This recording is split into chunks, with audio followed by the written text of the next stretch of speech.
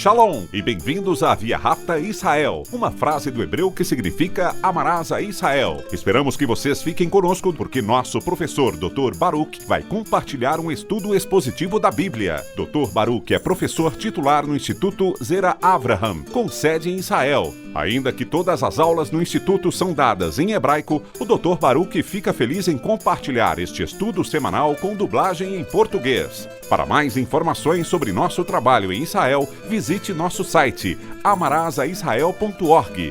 Fiquem agora com o Dr. Baruch e a aula de hoje.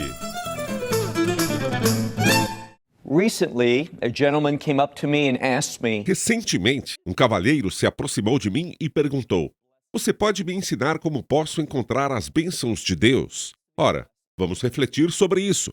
Todo mundo quer ser abençoado por Deus. O problema é que, muitas vezes, o que consideramos bênçãos de Deus são, na verdade, os desejos da nossa carne. É comum ouvirmos pessoas que ensinam a palavra de Deus falando sobre semear uma semente de fé. Na prática, o que elas estão realmente fazendo é simplesmente tentando conseguir que você lhes dê dinheiro. Veja, se você quer ser abençoado, o dinheiro não é a chave para isso. Você sabe o que é? Obediência. O livro que começaremos a estudar hoje nos ensina justamente como ser obedientes, especialmente nos últimos dias. E deixe-me compartilhar uma verdade muito importante, que é a seguinte: se você quiser estar preparado para os últimos dias, precisa começar a se preparar hoje. A preparação é um dos ingredientes fundamentais para o sucesso. E Deus nos chamou para o sucesso. Isto é, Deus nos chamou para sermos obedientes à sua palavra. Então, pegue sua Bíblia e abra comigo no livro de Apocalipse. A maioria de vocês provavelmente sabe que os nomes dos livros que vemos nas Escrituras não foram dados originalmente nos textos. Eles foram nomeados por pessoas, conforme a tradição. Para esse livro do Apocalipse, por exemplo, havia especialmente 2 nomes para ele. No início era chamado de A Visão de João. No entanto, ao olharmos para as Escrituras, descobrimos que, embora haja muitas visões nelas, o termo revelação é mais apropriado. Em português, optou-se por Apocalipse, que em grego significa revelação. E a primeira pergunta que devemos nos fazer é: o que o livro do Apocalipse revela? Ou melhor, revelação de quem? Logo no primeiro versículo vemos que se trata de uma revelação sobre o Messias Yeshua, isto é, Jesus de Nazaré. E o que eu quero que você perceba é o seguinte: hoje em dia, muitas pessoas evitam estudar esse livro. Acham que ele é confuso. E, de fato, pode parecer confuso, a menos que você seja alguém que estuda a profecia. O que veremos ao longo deste livro é que João foi inspirado a escrever coisas que viu, mas Deus revelou essas visões à luz da profecia. Muitas vezes veremos João utilizar trechos de profecias e modificar uma parte ou outra porque o Espírito de Deus o levou a fazer isso. Não foi para fazer uma mudança na palavra de Deus, mas sim nos ajudar a entender essa nova revelação. Outra parte importante do livro do Apocalipse é que ele traz uma revelação do próprio Messias. E isso tem um propósito: nos alertar de que, no fim dos tempos, muitas pessoas ficarão confusas sobre quem realmente é o Messias Yeshua. E a razão pela qual digo isso é a seguinte: hoje em dia, as pessoas demonstram uma certa despreocupação em relação ao Messias. Gostamos de pensar nele como nosso amigo, como consolador, nosso salvador. Mas o que realmente precisamos entender é que ele é o nosso Senhor. E é somente quando nos submetemos a essa verdade que, então, começamos a amadurecer, crescer e nos tornar as pessoas que Deus deseja que sejamos. Portanto, como eu disse, abra comigo no livro de Apocalipse, capítulo 1, versículo 1, lemos aqui: Revelação do Messias Yeshua, que Deus lhe deu. Agora, este é um ponto muito importante. Descobrimos que foi Deus Pai quem deu a revelação ao seu Filho, para que você e eu pudéssemos compreender a pessoa e a obra do Messias. Há uma passagem muito importante em que Paulo nos ensina que todo julgamento foi entregue ao Filho. E ainda que tenhamos sido justificados pela fé, o que é resultado da graça de Deus, precisamos entender que o julgamento, como este livro deixará bem claro, mesmo para o crente há julgamento de ações. As Escrituras afirmam que Deus julgará cada pessoa, tanto aqueles que serão salvos, ou seja, que farão parte do reino de Deus, quanto aqueles que não estarão no reino de Deus. Ainda haverá um julgamento de obras. E uma verdade muito importante que vemos em todos os profetas é que eles revelaram que antes que o reino seja estabelecido, virá um tempo de julgamento. Portanto, este livro, antes de qualquer coisa, nos ensina como estar preparados para o julgamento, em todas as áreas desse mundo. Mais uma vez, lemos: revelação do Messias Yeshua, que Deus lhe deu para mostrar. E aqui está uma verdade fundamental para mostrar a todos. Não, na verdade, uma das coisas que observo com frequência é isto. Onde começamos a falar sobre o livro do Apocalipse, muitas pessoas dizem: eu não quero estudar este livro. Esse livro é muito confuso, esse livro é muito difícil, está cheio de coisas sobre as quais não gosto de pensar. Esse julgamento, essa perseguição, essas dificuldades. Eu simplesmente não estou interessado nessas coisas. Mas preste atenção a este primeiro versículo. Esta revelação do Messias Yeshua que Deus deu ao seu Filho unigênito e para quem? Observe o que o texto diz: para seus servos. O que eu deduzo disso é o seguinte: os que estão interessados neste livro são os mesmos que têm interesse em servir a Deus. Então, antes de prosseguirmos, precisamos nos fazer uma pergunta muito importante. Estou realmente interessado em servir a Deus? É isso que me apaixona? Quando acordo de manhã, eu oro: Deus, ensina-me e dirija-me para que eu possa servi-lo com fidelidade e obediência. Se isso descreve você, então esta profecia do livro do Apocalipse será de grande importância. Vamos continuar. Para mostrar aos seus servos o que em breve há de acontecer. Esse conceito de as coisas acontecerem brevemente pode ser compreendido de duas maneiras. Primeiro, precisamos entender a natureza do tempo de Deus.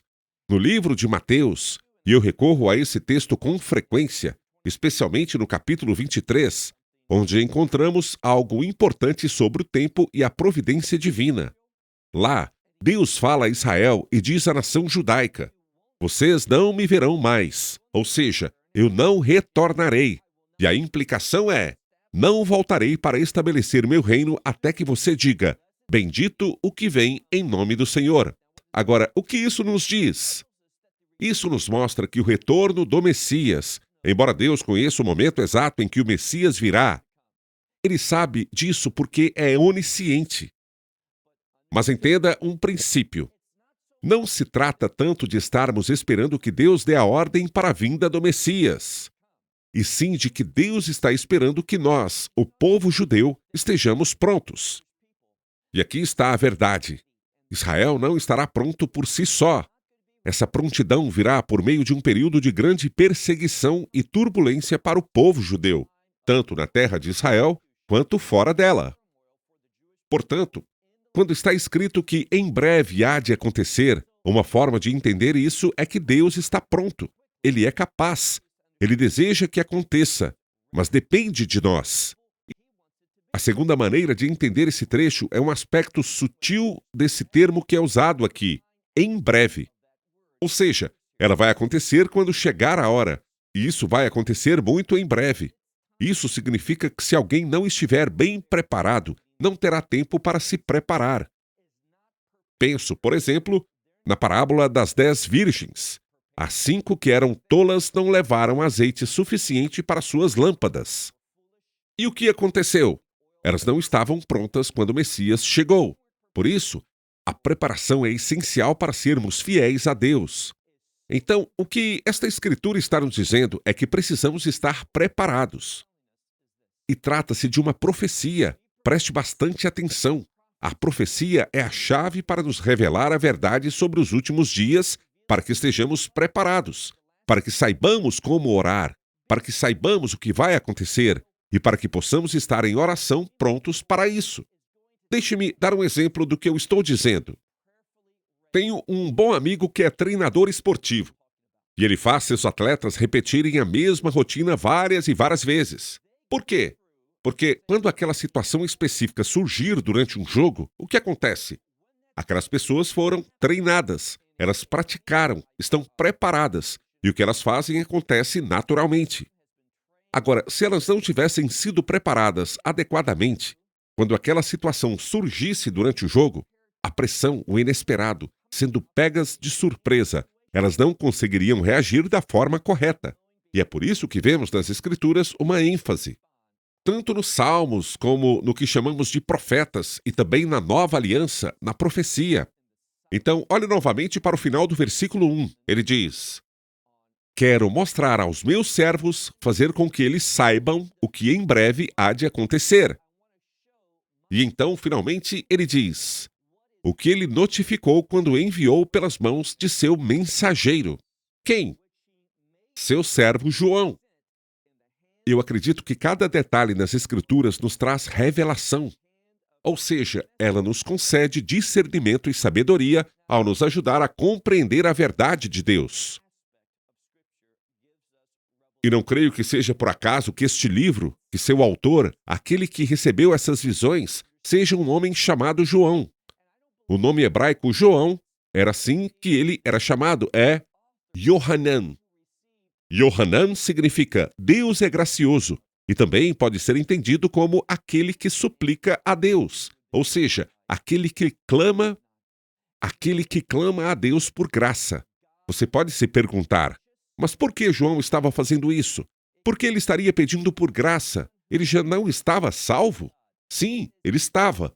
Mas é muito importante que percebamos que a graça não se limita a nos salvar. Esse é um aspecto muito, muito importante da graça de Deus. Mas também sabemos que a graça tem uma influência em nossa vida que nos ensina a dizer não à impiedade, à injustiça. Ela nos ensina a dizer não às coisas da carne e a dizer sim a Deus. A graça, quando está ativa em nossa vida, nos ensina e nos faz obedecer a Deus. É por isso que esta profecia foi dada a João, a Yohanan. Agora vamos passar para o versículo 2, que dá testemunho da palavra de Deus e o testemunho do Messias e Yeshua.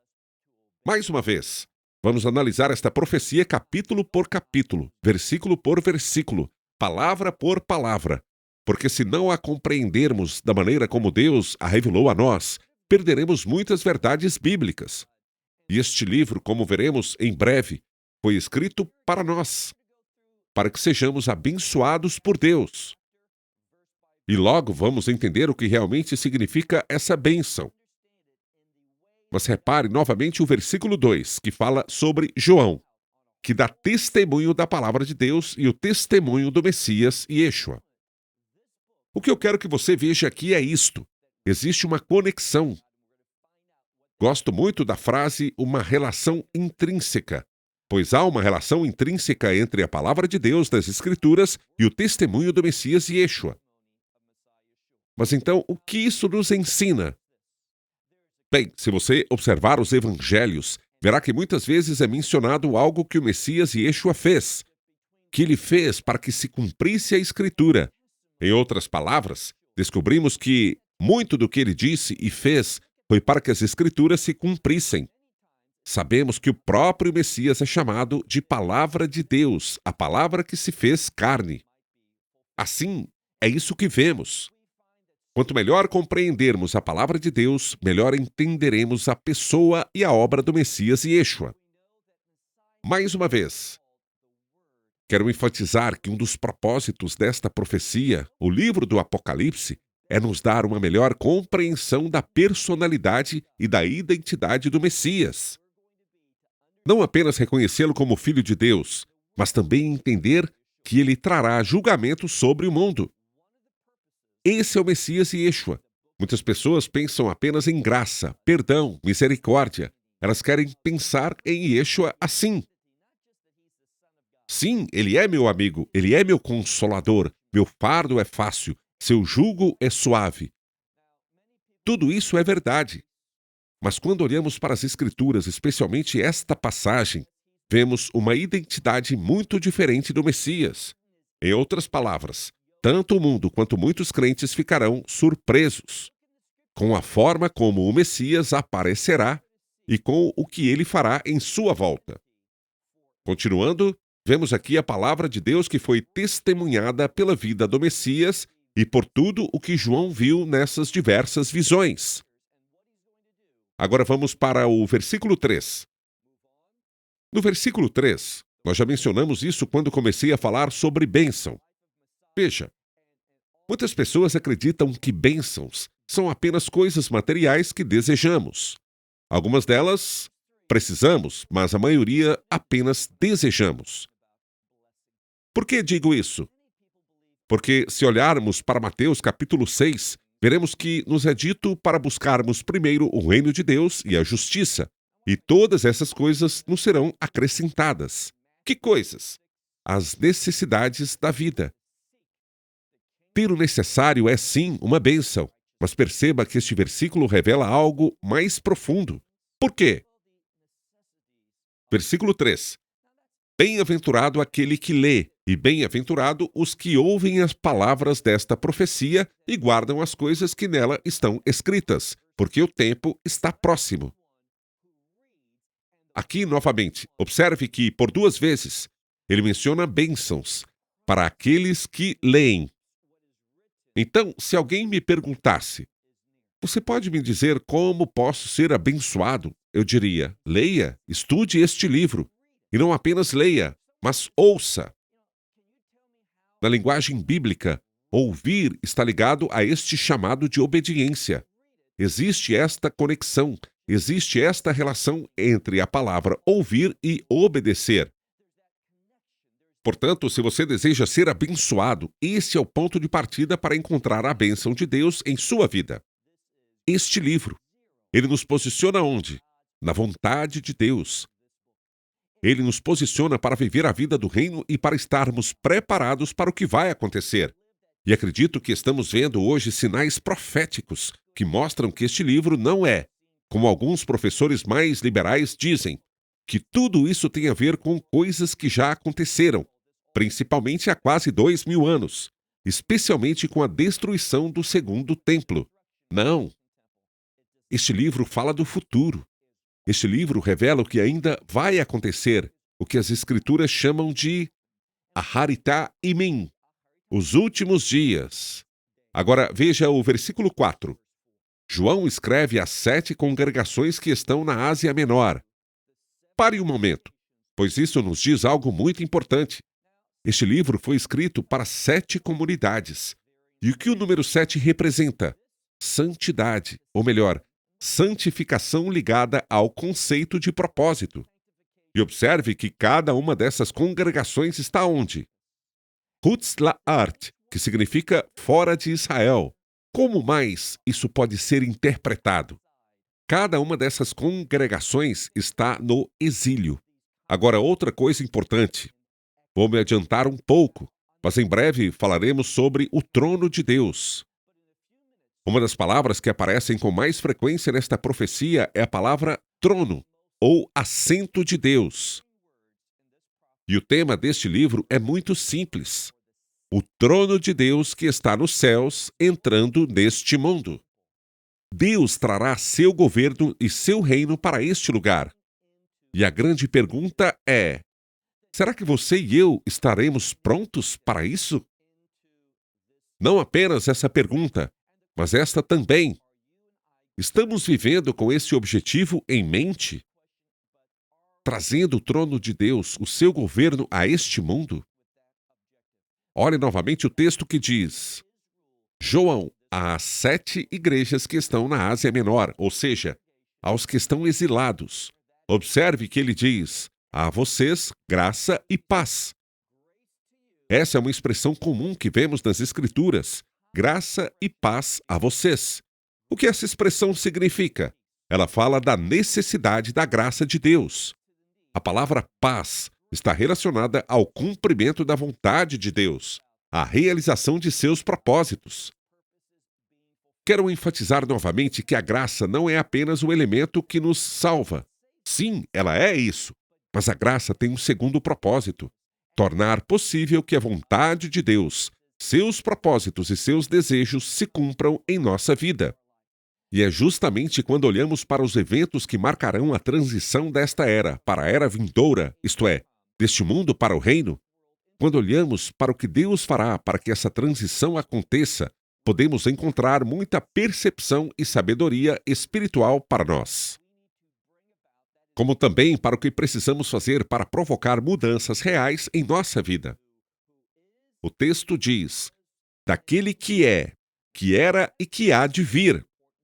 Essa expressão é importante porque é uma expressão idiomática que fala sobre a transcendência de Deus. O Deus que está em toda parte, ou seja, acima de tudo. Ele não é limitado, ele não está preso a nada. E por que você acha que João, justamente nesta passagem, escolhe falar de Deus dessa maneira? Porque as coisas vão ficar muito difíceis. As coisas vão chegar a um ponto em que, se não tivermos essa assistência sobrenatural de Deus, não seremos capazes de caminhar com Ele. Não seremos capazes de viver a vida para a qual Ele está nos chamando. Deus aqui é revelado como aquele que é transcendente, que está acima de todas as coisas. E onde Ele fala? Observe, dos 7 espíritos que estão diante. Veja só, diante do seu trono, ou seja, do trono de Deus. Agora, por que 7 espíritos? Vou repetir, falamos sobre as 7 congregações. E agora, 7 espíritos. Sobre o que isso nos fala? Sobre perfeição, santidade, santificação. O que descobrimos é que Deus quer agir nessas igrejas. Daqui a algumas semanas, começaremos um estudo de Apocalipse capítulos 2 e 3. E ali veremos a revelação específica de Deus para cada uma dessas 7 congregações. Essas 7 igrejas representam, de maneira geral e simbólica, não em diferentes períodos da história, mas naquilo que os crentes precisam ouvir conforme esse tempo se aproxima. Então, mais uma vez, ele diz: graça e paz da parte de Deus para vocês. A implicação é: o Deus que era, que é e que há de vir, e dos 7 espíritos que estão diante do trono de Yeshua, o Messias, que é a testemunha fiel. Não apenas uma testemunha fiel, ou seja, no Messias, encontramos uma revelação da vontade de Deus. Vemos como Deus quer que nós façamos, quando observamos como Ele respondeu e o que Ele fez, o que Ele ensinou. Quando aplicamos isso à nossa própria vida, vemos um exemplo para nós. Agora, precisamos lembrar que o Messias é mencionado nas Escrituras e revelado através dos textos bíblicos como o Messias, o Filho de Deus, e também o Filho do Homem. Em breve estarei destacando a expressão Filho do Homem.